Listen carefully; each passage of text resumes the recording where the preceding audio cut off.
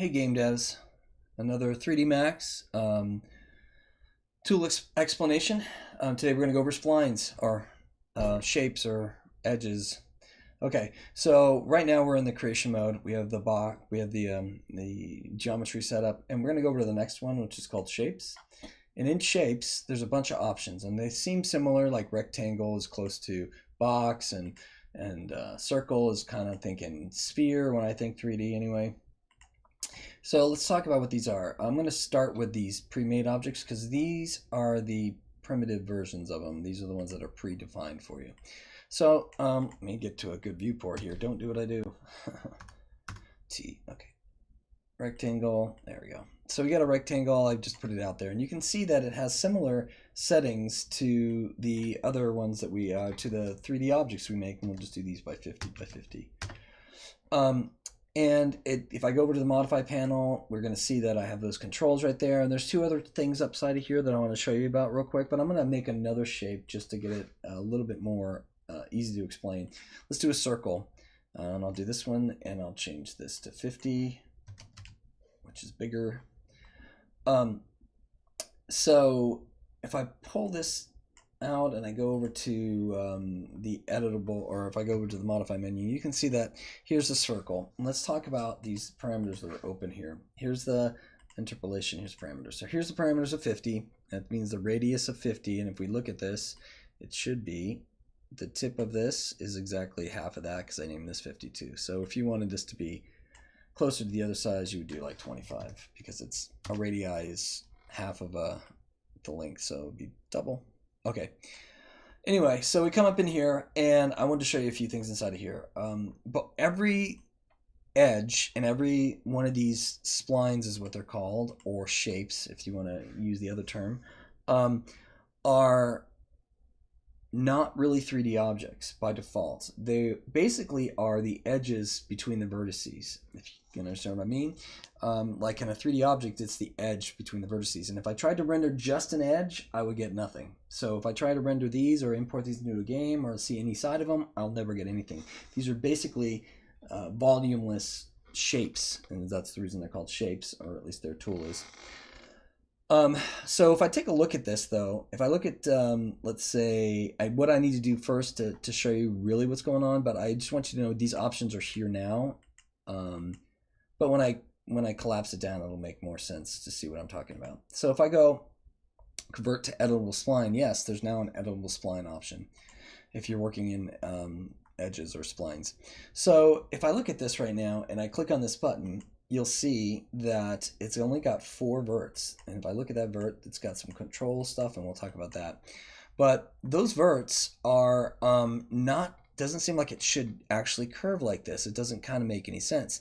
And that's where interpolation comes in. It means that the division between the 2 verts is 10. All right, so if I change this to something more like 2 or 1, what you're going to see is it seems weird. It's not actually saying there's one edge. It's talking about the vert cuts. So this isn't actually a vert at this point. It's just a point where it cuts. So if I say 1, there's 1 there. And if I say 2, there's 1, 2 there. If I say 3, there's 1, 2, 3, 4, or say 4, there's 4 there. Now, the thing that you might, I used to get confused by, or I thought about when I looked at this, is that this could also be 1, 2, 3, 4, but then you're over. So it's not the actual edges we're talking about here. We're talking about the divisions. So there's 4 divisions in it. Okay, so that's cool. Let me show you something. Let me pull out of this real quick so we can see that. So there's 4 divisions between each vert. And they're trying to, based on what this says here, make a circle out of it. And we'll talk about the handlebars and everything in a few minutes, but I want to do 1 or 2 more things before we get into the handlebars, because that's more or less where you're going to be working. I just want to show you some of the basic stuff. There are ways that you can make this renderable. Well, there's only one way to make this renderable. Well, there's tons of ways, but there's this right here, these 2 buttons right here. It makes it renderable in the renderer or in the viewport. Usually I just say viewport, because what it does is it actually changes the model to a 3D object, and that's a really thick edge there. So if I say 2 there, so this displays, it tells you how thick it is, and then it looks like I went too high there. So it's thicker or thinner. This will tell you how many sides. Now, since it's a 3D object now, it's got these sides we're talking about, so 20 sides there. And then the angle is, let me see that again. Something I never end up using, but I think it's just the way it turns it. It probably shows better on some kind of 3D or like a square or something. Anyway, I rarely ever touch that. But sometimes if I want to get a ring, or if I want to get something that's more custom like this, like a snake, I can use this. I just draw out the line, and I'll show you that in a second. And then I have these controls. So let me do that. Let me turn this off real quick. And then go back to, and by the way, if I drop this down, you'll see that's the sub-object modes of this. I come back to here, and I'm going to say line, just so we can see bonk, bonk, bonk, bonk. And when I make a custom one like this, if I click, it does a straight line, and then until it gets to the next one. If I click and hold, it does a curve, and in fact, it curves the one you're working on and the one it came from. And I'll explain that in a second. But say I want that as a snake, as a weird snake. What I would do is I'd come over to, and this is by default already an editable spline. As you can see, it's a spline. If I click on this one, you'll see the same thing. Well, actually, it's funny, it doesn't. Now, this is just essentially the same thing. I don't know why it doesn't do it that way. It's very, yeah, it's all the same controls. Funny. So if I grab this one, it's the same thing. It's a spline. If I collapse anything down, if I collapse this down, it'll be a spline. But see, it's funny because it doesn't say it. Thank you, Max, for being confusing. Anyway, so I come here into the Virts, and let's talk about what we're seeing with those handlebars. And you can probably guess by looking at this line I made what one has the handlebars and maybe what the handlebars do. If I grab this guy right here, you'll see it has these things called handlebars. And they're virtual, they're not really there. But what it's telling it to do is it's trying to make a curve with this being controlled, the control direction, and this being the final point, because that was the next click I made. So if I move this, you'll see that it moves that. So I can get some cool shapes out of it. I can get that kind of stuff, and I pull it tighter, it's more straight, and if I pull it out further, it's going to be that way. Then you can start seeing the segments, and again, you can come back in and change your interpolation. By default is 6, by the way. But you can also change it. So if I right click on it when I have one of those selected, and I say these options right here where it comes in. Resetting tangents will just set it back to its default. Smooth, it tries to interpolate what you want, and it's kind of a bad judge at it. So I usually don't use smooth unless I'm in a super hurry, and then I end up having to come back anyway. So corner is just like this. It has no handlebars. It's just one point and a straight line from the last vert that it came from. And then Bezier is the one you saw. So it's like this. I can move it around. I can spin it on itself. And then the last one is Bezier corner. And what it does is it means each of these has their own control for the direction of them. So each going to the next vert has control by themselves. They're exclusive. All right, so let's do this. I'm going to grab it all. And like I said, only when I'm in a hurry or I'm lazy, I'm going to say smooth, just because I want to make it more like a snake. Now, when I go back into rendering and I turn this on, now I can see what I mean by I can get a snake feel out of it. So that's easier than trying to do a tube and bend it and stuff like that. But notice that it does divide this up by 20, and you probably don't want that, so we'll say 5 for now, just to get it in there.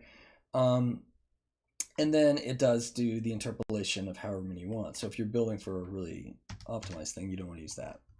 So that's the custom side of it, and that's where, if you break it down, you get to it and what you're seeing. Let's go back and do the other shapes so you can see them real quick. Ellipse is, funny enough, rendering like a circle. Let me turn that off. There, I probably was playing with it earlier.